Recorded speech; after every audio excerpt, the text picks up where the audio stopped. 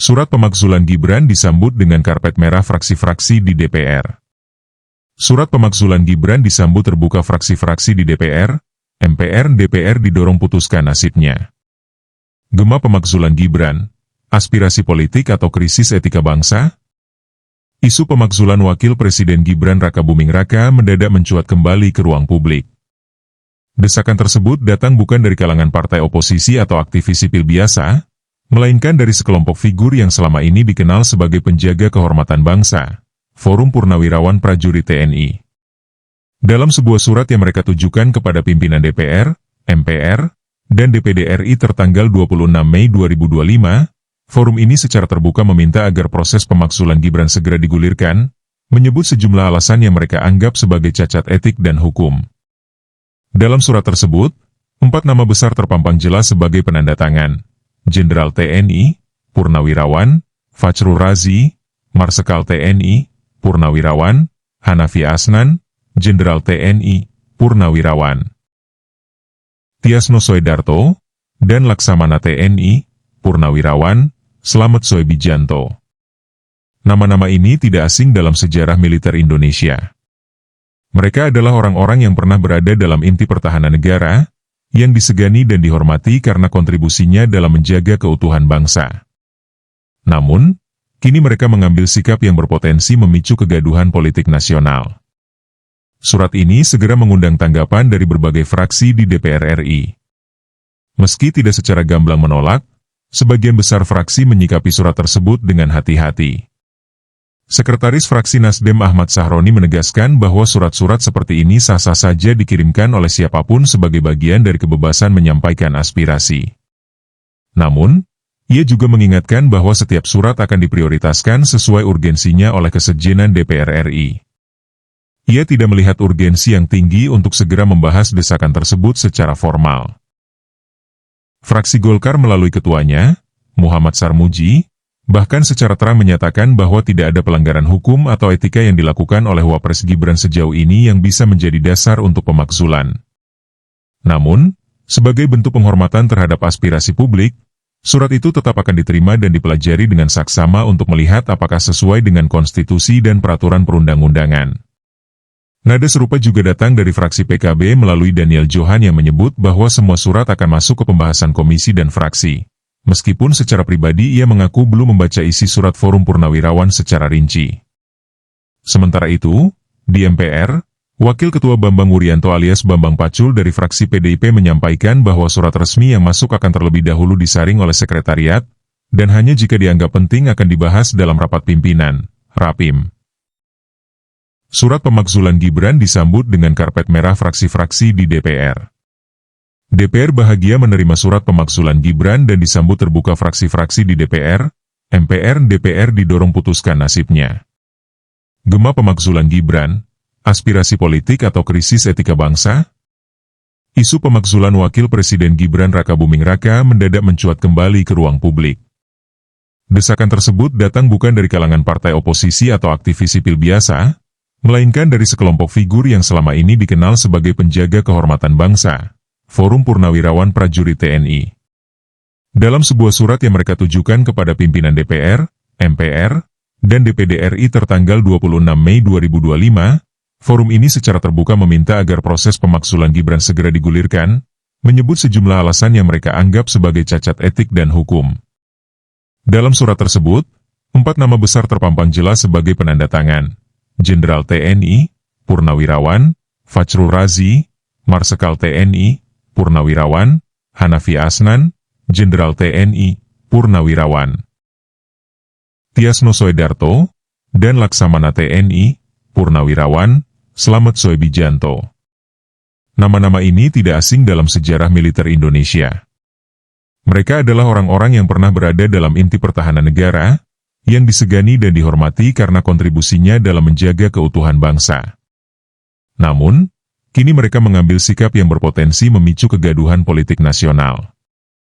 Surat ini segera mengundang tanggapan dari berbagai fraksi di DPR RI. Meski tidak secara gamblang menolak, sebagian besar fraksi menyikapi surat tersebut dengan hati-hati. Sekretaris Fraksi Nasdem Ahmad Sahroni menegaskan bahwa surat-surat seperti ini sah-sah saja dikirimkan oleh siapapun sebagai bagian dari kebebasan menyampaikan aspirasi. Namun, ia juga mengingatkan bahwa setiap surat akan diprioritaskan sesuai urgensinya oleh Kesekjenan DPR RI. Ia tidak melihat urgensi yang tinggi untuk segera membahas desakan tersebut secara formal. Fraksi Golkar melalui ketuanya, Muhammad Sarmuji, bahkan secara terang menyatakan bahwa tidak ada pelanggaran hukum atau etika yang dilakukan oleh Wapres Gibran sejauh ini yang bisa menjadi dasar untuk pemakzulan.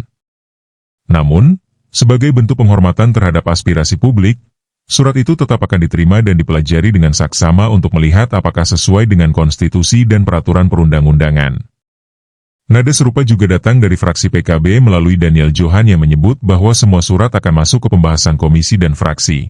Meskipun secara pribadi ia mengaku belum membaca isi surat Forum Purnawirawan secara rinci. Sementara itu, di MPR, Wakil Ketua Bambang Wuryanto alias Bambang Pacul dari fraksi PDIP menyampaikan bahwa surat resmi yang masuk akan terlebih dahulu disaring oleh sekretariat, dan hanya jika dianggap penting akan dibahas dalam rapat pimpinan, Rapim. Sampai saat ini, belum ada agenda Rapim untuk membahas surat tersebut, dan keputusan untuk menggelar Rapim berada di tangan Ketua MPR, Ahmad Muzani. Desakan pemakzulan yang diajukan Forum Purnawirawan TNI berakar dari peristiwa lama yang dianggap belum selesai secara etis. Putusan Mahkamah Konstitusi Nomor 90 PU 21 2023 yang memungkinkan Gibran mencalonkan diri sebagai cawapres meski belum berusia 40 tahun. Putusan itu diputuskan saat Mahkamah Konstitusi masih dipimpin oleh Anwar Usman, yang tak lain adalah paman Gibran. Forum ini menilai bahwa keputusan tersebut melanggar prinsip imparsialitas dan karena itu seharusnya tidak sah. Mereka pun mengutip putusan Majelis Kehormatan Mahkamah Konstitusi, MK, yang menyatakan bahwa Anwar Usman melanggar etik dan memberhentikannya dari jabatan Ketua MK. Menurut forum ini, fakta tersebut menjadi dasar yang cukup untuk menyebut pencalonan Gibran sebagai cacat etik dan hukum, dan karenanya, jabatan Wakil Presiden yang kini diembannya layak untuk dicabut. Tak berhenti di situ, forum ini juga menuding bahwa Gibran tidak memiliki kapasitas memadai untuk menjadi wakil kepala negara, hanya berbekal 2 tahun sebagai wali kota Solo, dan latar belakang pendidikan yang mereka anggap diragukan. Bahkan, mereka menyentil kontroversi akun media sosial, Fufufafa, yang sempat menggemparkan publik, dan secara insinuatif menyebut akun tersebut sebagai cerminan etika buruk Gibran. Menanggapi polemik ini, Sekretaris Jenderal DPR RI Indra Iskandar menyatakan bahwa surat dari Forum Purnawirawan telah diterima dan diteruskan ke pimpinan DPR. Namun, Wakil Ketua DPR Sufmi Dasko Ahmad mengatakan belum membaca isi surat tersebut secara langsung. Secara hukum, prosedur pemakzulan memang dimungkinkan dalam sistem ketatanegaraan Indonesia. UUD 1945 memberikan ruang bagi DPR untuk mengusulkan pemberhentian presiden atau wakil presiden kepada Mahkamah Konstitusi apabila terbukti melakukan pengkhianatan terhadap negara, korupsi, penyuapan, kejahatan berat lainnya, atau perbuatan tercela. Setelah MK memutus ada pelanggaran, barulah usulan diteruskan ke MPR untuk diputuskan melalui sidang paripurna dengan persetujuan 2/3 anggota yang hadir. Namun, seperti diingatkan banyak pihak, proses ini bukan hanya jalur hukum, tapi juga arena politik. Persetujuan DPR dan MPR sangat ditentukan oleh kalkulasi kekuasaan di masing-masing fraksi dan kelompok politik. Pakar hukum tata negara dari UGM, Yanca Arizona, menyatakan bahwa dorongan pemakzulan ini tidak memiliki dasar hukum yang kuat. Ia menilai bahwa banyak argumen dalam surat Forum Purnawirawan lebih merupakan ekspresi kekecewaan politik ketimbang fakta hukum yang konkret. Yanca mengingatkan bahwa konstitusi harus menjadi panglima dalam demokrasi, bukan tekanan opini publik atau emosi politik. Melihat dinamika ini, muncul keprihatinan mendalam. Bahwa Purnawirawan TNI, yang seharusnya menjadi simbol kedewasaan politik dan keteladanan moral bagi generasi penerus bangsa, malah terlibat dalam manuver-manuver politik yang berpotensi mencederai stabilitas demokrasi. Sebagai sosok yang telah purna tugas dari militer, mereka bukan lagi bagian dari rantai komando aktif, dan siogianya memegang teguh prinsip loyalitas kepada kepemimpinan nasional, termasuk kepada wakil panglima tertinggi, yakni Wakil Presiden Gibran Rakabuming Raka. Kekhawatiran ini bukan berarti menutup ruang kritik terhadap pemimpin negara. Kritik adalah bagian sah dari demokrasi. Namun, ketika kritik dibungkus dalam desakan pemakzulan, tanpa basis hukum yang kokoh, tanpa etika kenegaraan yang arif, dan datang dari mereka yang dulu bersumpah menjaga kehormatan Republik, maka yang tercoreng bukan hanya pejabat yang dikritik, tapi juga martabat lembaga-lembaga yang mereka wakili dulu. Lebih jauh, publik patut bertanya, apakah gerakan seperti ini benar-benar bertujuan untuk memperbaiki kualitas kepemimpinan nasional, atau justru menjadi alat bagi pihak tertentu untuk menabur benih kekacauan demi kepentingan politik sesaat? Apakah ini adalah ekspresi kegelisahan atas perubahan generasi, di mana figur muda seperti Gibran mulai memegang tampuk kekuasaan? Ataukah ini bentuk penolakan terhadap transformasi demokrasi yang semakin inklusif, progresif, dan jauh dari pola kekuasaan konservatif masa lalu? Gibran bukan pemimpin yang sempurna. Ia pun bukan tanpa kontroversi. Namun, sejauh ini ia tidak pernah dinyatakan melanggar hukum oleh lembaga negara yang berwenang. Tidak ada vonis pengadilan, tidak ada keputusan hukum yang membuktikan ia bersalah. Maka, pemakzulan terhadapnya, jika dipaksakan, justru bisa menjadi presiden buruk bagi sistem ketatanegaraan kita. Bahwa seorang pejabat negara bisa digulingkan hanya karena tidak disukai oleh segelintir elit atau karena putusan hukum yang bersifat tafsir. Pemakzulan bukanlah instrumen balas dendam politik. Ia adalah mekanisme konstitusional yang sakral, dan karena itu harus dijalankan dengan hati-hati, cermat, dan berdasarkan bukti hukum yang kuat, bukan sekadar opini publik atau persepsi moral kelompok tertentu. Sudah saatnya kita sebagai bangsa belajar dewasa dalam berdemokrasi. Kritik boleh, evaluasi perlu, namun semua harus dalam bingkai konstitusi. Kepada Forum Purnawirawan, semoga surat mereka menjadi momentum refleksi, bukan pemantik konflik. Sebab di atas segalanya, mereka tetaplah sosok-sosok penjaga Republik yang harus menjadi teladan, bukan pengobar api dalam sekam. Dan kepada Gibran, tantangan ini adalah batu ujian. Ia mesti menunjukkan bahwa kepercayaan yang diberikan rakyat kepadanya tidak salah tempat. Ia harus menjawab semua tudingan, bukan dengan amarah, tapi dengan kerja, kinerja, dan keteladanan. Di era ketika wibawa sering diukur lewat sensasi, semoga Gibran memilih jalan sunyi dari kontroversi, dan berjuang dalam diam untuk menunjukkan bahwa ia memang layak menyandang amanah Wakil Presiden Republik Indonesia.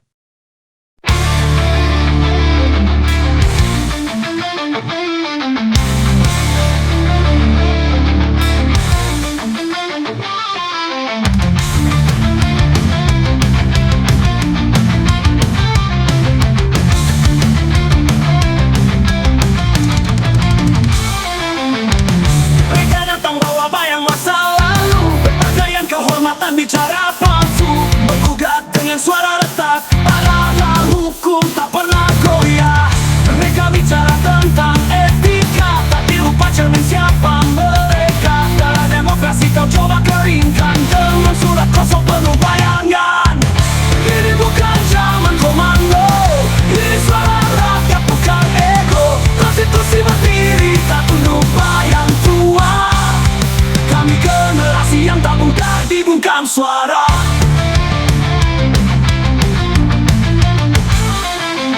Purnawirawan, ingat sumpahmu dulu.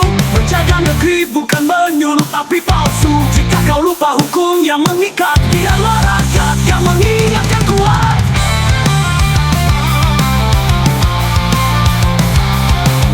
Mereka bicara tentang etika, tapi lupa cermin siapa mereka. Dalam demokrasi kau coba keringkan dengan surat kosong penuh bayangan. Dengan surat kosong penuh bayangan. Ini bukan zaman komando, ini suara rakyat bukan ego. Konstitusi berdiri tak tunduk bayang tua.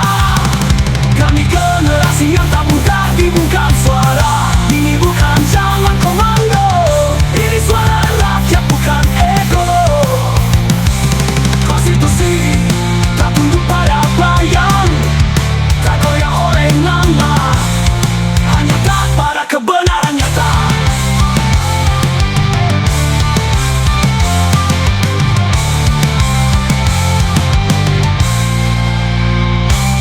Ini bukan zaman komando Indo, ini suara rakyat bukan ego. Konstitusi tak tunduk pada bayang,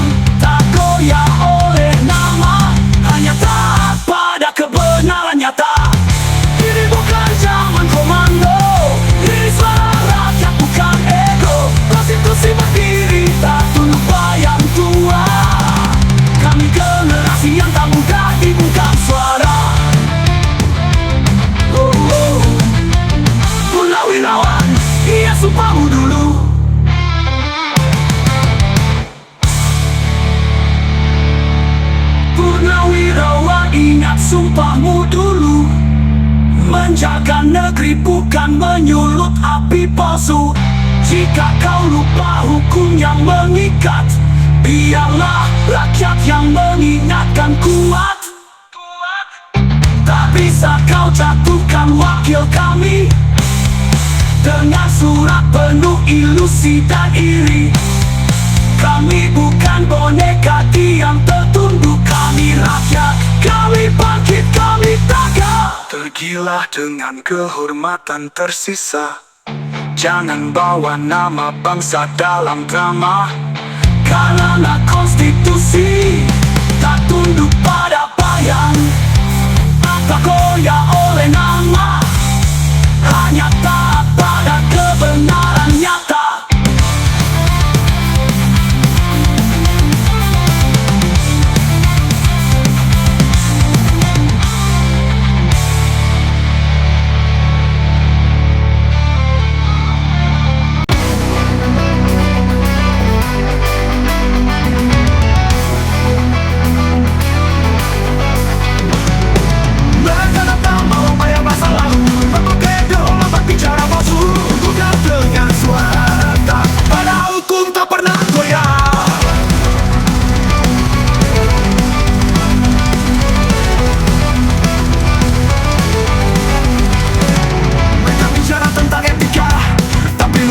Siapa mereka? Darah demokrasi kau coba keringkan dengan surat kosong baru bayangan. Ini bukan salah komando, ini suara rakyat bukan eko. Konstitusi berdiri tak tunduk pada Tuhan. Kami generasi yang tak mudah dibungkam suara. Unawan, ingat sumpahmu dulu, menjaga negeri bukan menyulut api palsu. Jika kau lupa hukum yang mengikat, biarlah rakyat yang mengingatkan kuat. Tak bisa kau jatuhkan wakil kami dengan surat penuh ilusi dan iri. Kami bukan mereka yang tertunduk, kami rakyat. Kami bangkit, kami tegak. Mengingat kehormatan tersisa. Jangan bawa nama bangsa dalam drama. Karena konstitusi tak tunduk pada bayang, tak goyah oleh nama, hanya taat pada kebenaran nyata.